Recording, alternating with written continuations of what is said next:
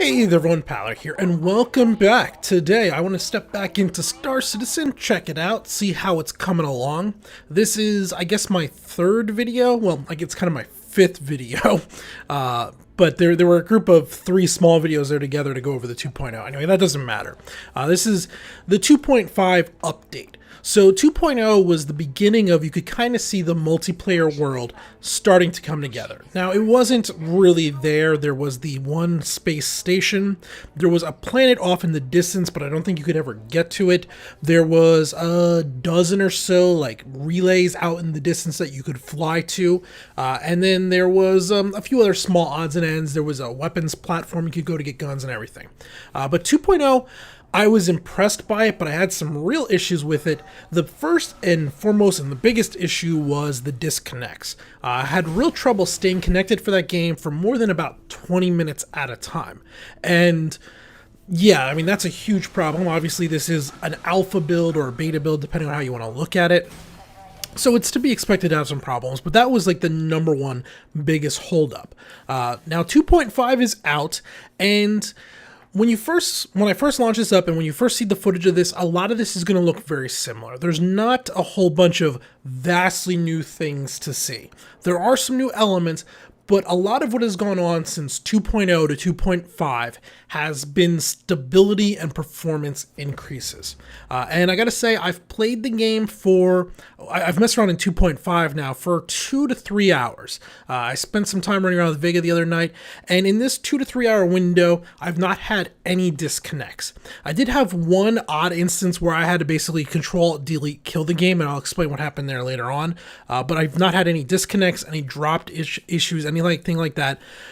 The network, the server infrastructure seems to be getting there quite well, and that's a great initial starting point. Beyond that, like I said, it's been mostly stability fixes and everything. Now, by stability fixes, I'm talking the overall server. I'm not talking glitches, because there are a lot of glitches within the footage you're going to be seeing here today. I witnessed quite a few of them. Now, none of them were terrible, absolute game-breaking glitches that I couldn't stand. They were more minor, like, oh, that's clearly not finished, kind of silly type things. That was where most of them fell into. So for what actually originally was why I was going to do this video, I logged in last week, about a week ago actually recording this, and the Vanguard was one of the ships available in my personal hangar, which really caught my attention. The Vanguard, as far as the Star Citizen ships go, that's the one that I am all in on. I'm really interested in this ship. It's basically a futuristic A-10 two-person fighter craft. It's not not a fighter, but a two-person attack craft. It's not designed really for dogfighting, but it's more for taking on medium to large size ships.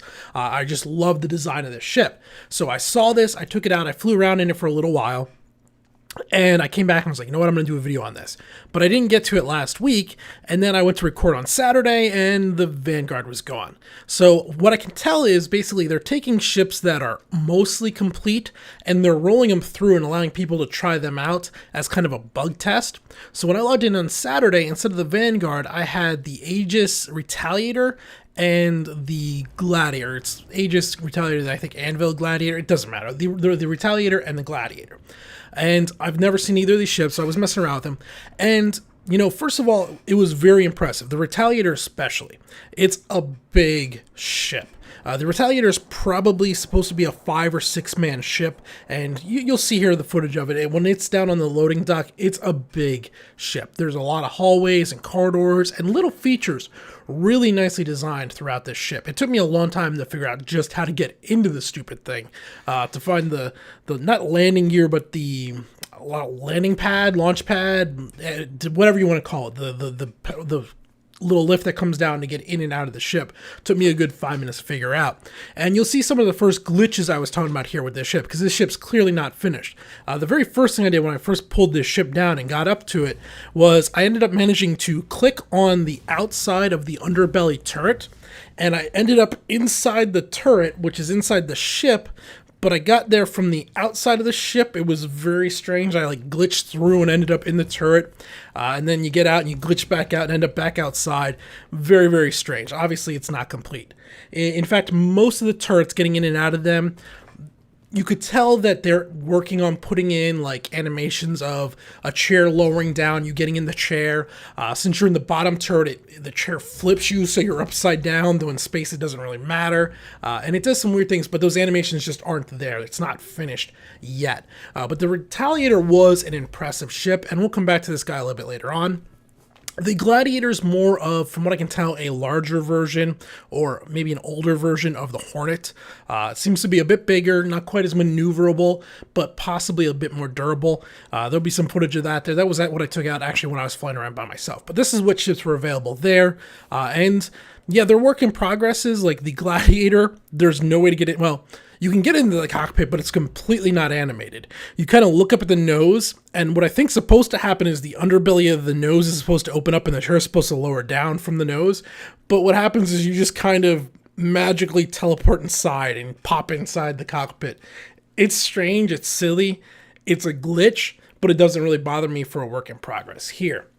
The big updates that I think we need to talk about beyond the performance and stability of the overall game, and this wasn't actually something for 2.5, but came in, I want to say 2.3, and it's very important for the way Star Citizen is going to play out, and that is the multi-crew ships. And I'm going to probably end up sounding like I'm gushing here a bit, and I might actually be. And I should also be very clear, I am not a programmer, so maybe everything I'm about to say, it's possible it could be completely wrong.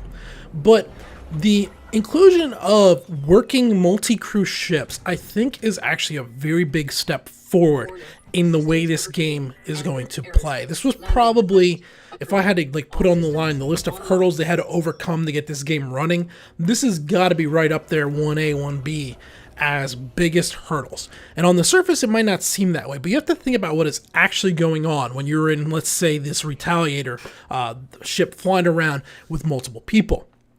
You have the overall Star Citizen universe, the galaxy that you're in, right? And that's obviously like one large server instance. Well, it's actually many small server instances, but it's a server instance that is going on. And when you're walking around on that, your ships are there and everything. Well, in a lot of games, if you look to games like EVE Online or Wing Commander or whatever, when you're actually in your ship and you're flying at, we'll call it warp speed, normally what's going on is you're basically seeing a blue screen effect. The game is just in the background kind of loading you. You're almost seeing a loading screen or a video, and that is the warp effect going on. Now, in games like EVE Online, you're not actually seeing a loading screen, but for the game's thinking points, how the game actually views it, you as the player are the ship. So it's just you as the player moving through that space with the overall larger world outside of it. When you have something like this in Star Citizen, though, what Star Citizen happened is you have the overall large universe. You then have these ships traveling through space at whatever speed the ship is traveling through. And the pilot, okay, the pilot's in the captain's chair. He's kind of strapped in. That one's probably not too hard to do. But what about the guy walking around back in engineering, moving back and forth, up and down the ship? Or the guy that was in the upper turret is getting out and now walking down to get into the lower turret? Or any number of things. The guy that's prepping his ship in the loading bay for launch. Well, from their point of view, they're not actually moving. They're inside a ship that is traveling at this speed through space inside the game, and that has to be done all in real time with the ability for other people to jump and intercept, and like if you're going to be able to knock enemy ships out of warp space or whatever and fight, and all this needs to be done at the same time. And on the surface, again, that doesn't sound all that crazy, but I don't know of any game that's actually done this.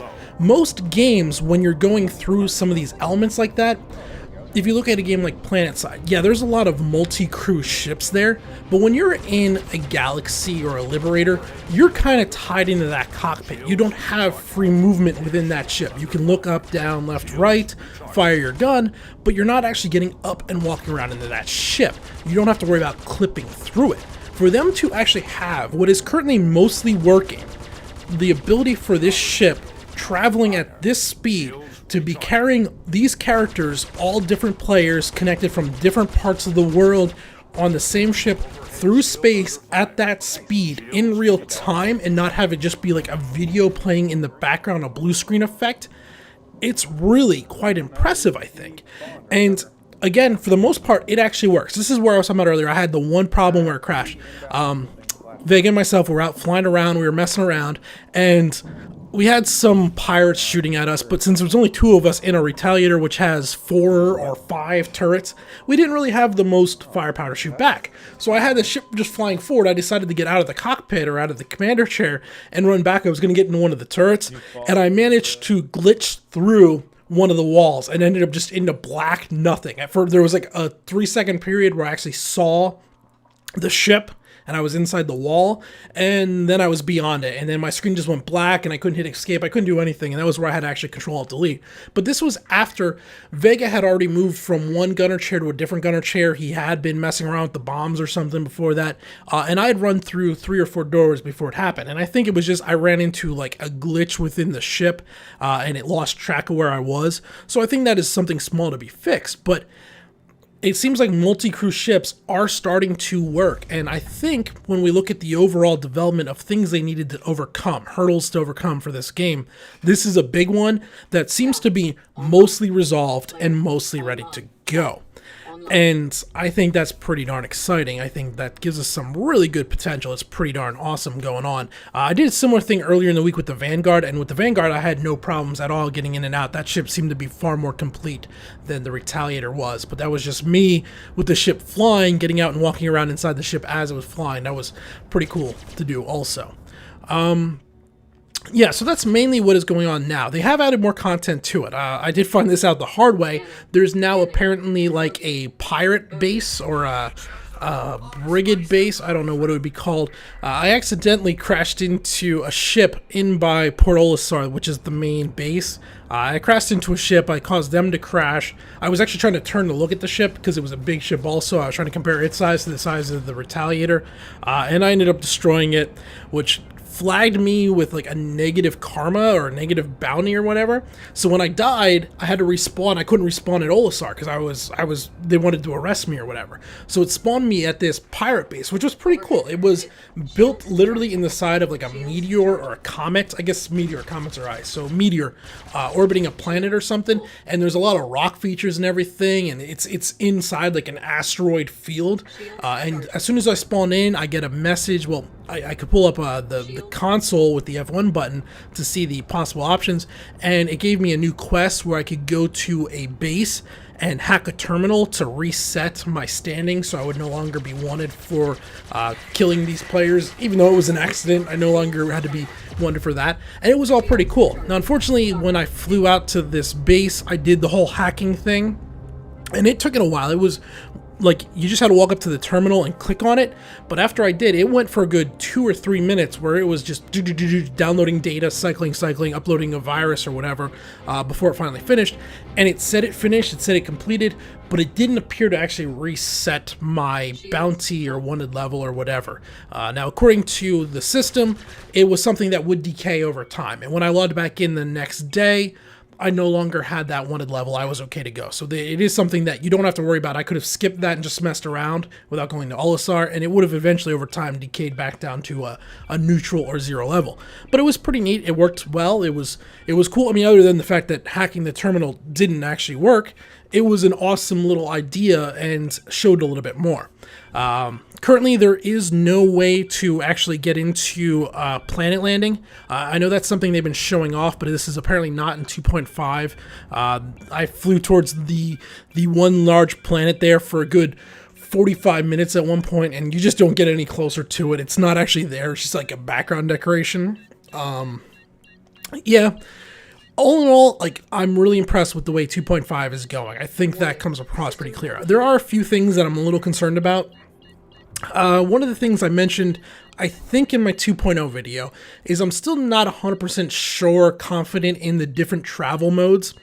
So the way it breaks down is, in my opinion, there's basically 3 modes of travel within the game while you're flying.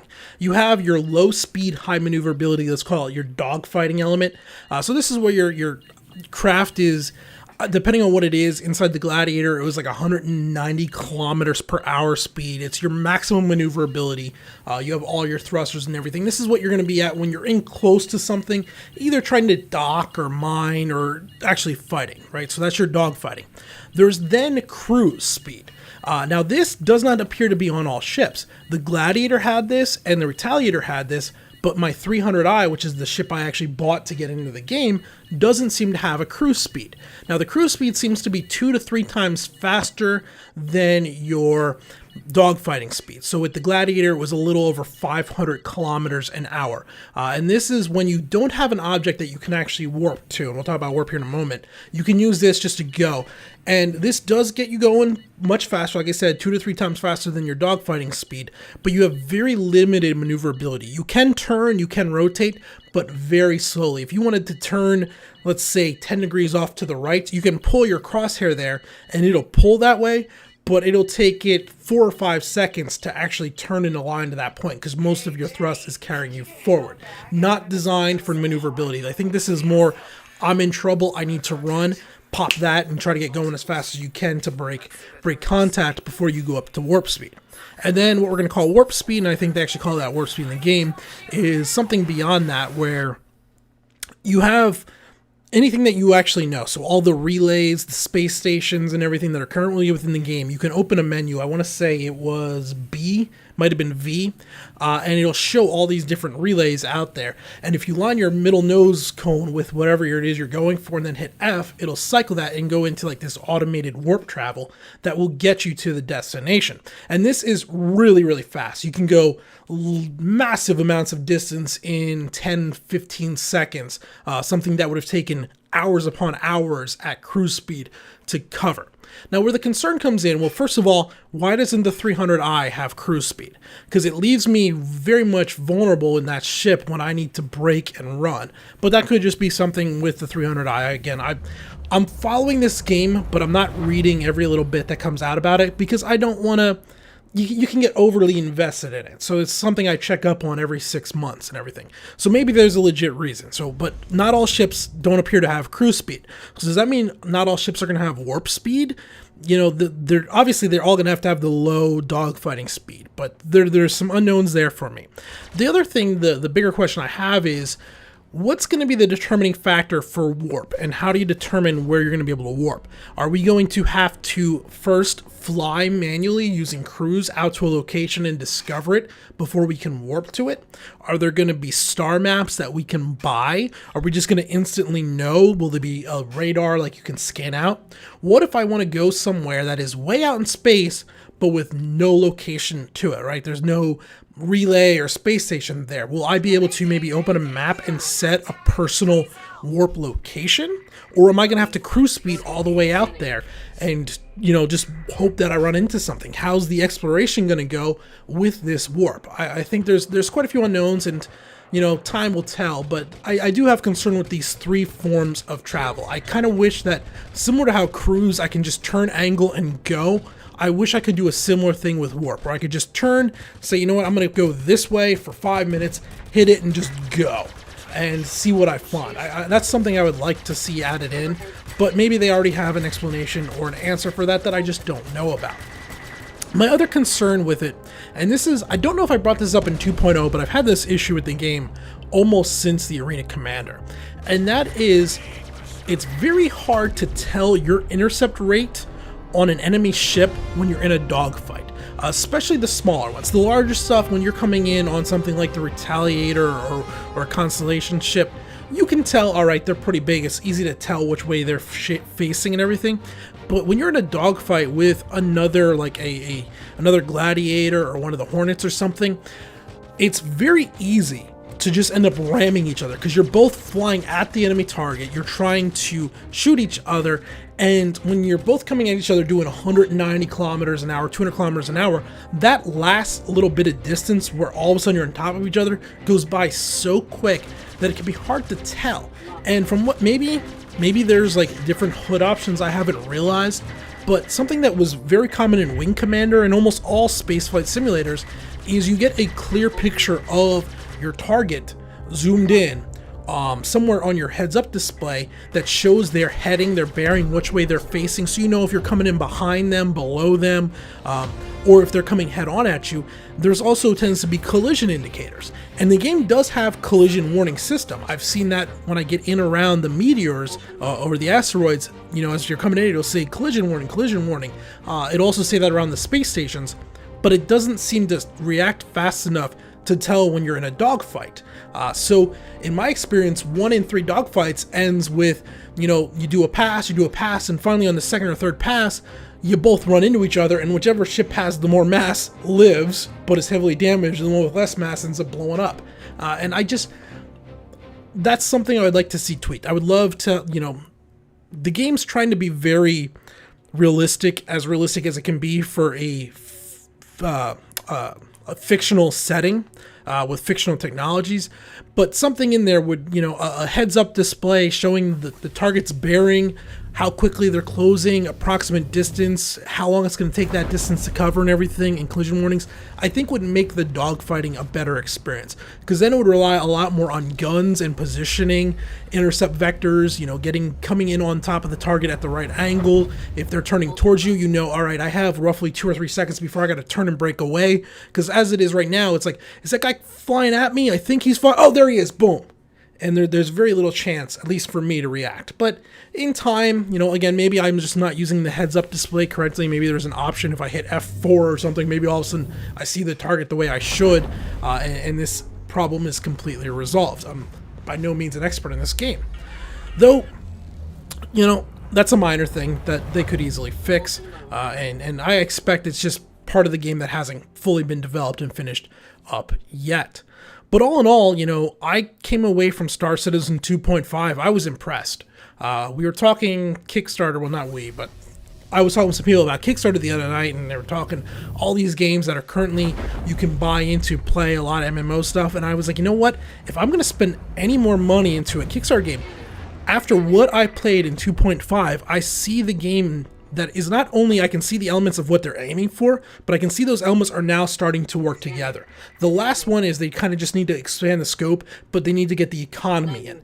Once we see how the economy is going to work, because they've promised some big things with blockades and supply and demand and everything, that seems to be the last big hurdle, where then they just need to, all right, we have all the mechanics working. We can now go into a beta phase where we just need to polish out those mechanics, make the get rid of a lot of the glitches and everything, and make it larger. Add in more planets, more space stations and everything. Obviously, the planetary landing still needs to be polished up too. But even from my point of view, if it's not till a year after launch that I can land on planets, well, that would be disappointing. I more want to be able to fight and fly and do all that stuff. If I can land on space stations and space platforms and other people's ships, planets is a minor inconvenience for me. I can wait on that. But I was very impressed with what I played in 2.5. I really enjoyed it. And, give it another 6 months and we'll check it out again. So that's my update on Star Citizen 2.5. Until next time, this has been Paller. Thanks for watching.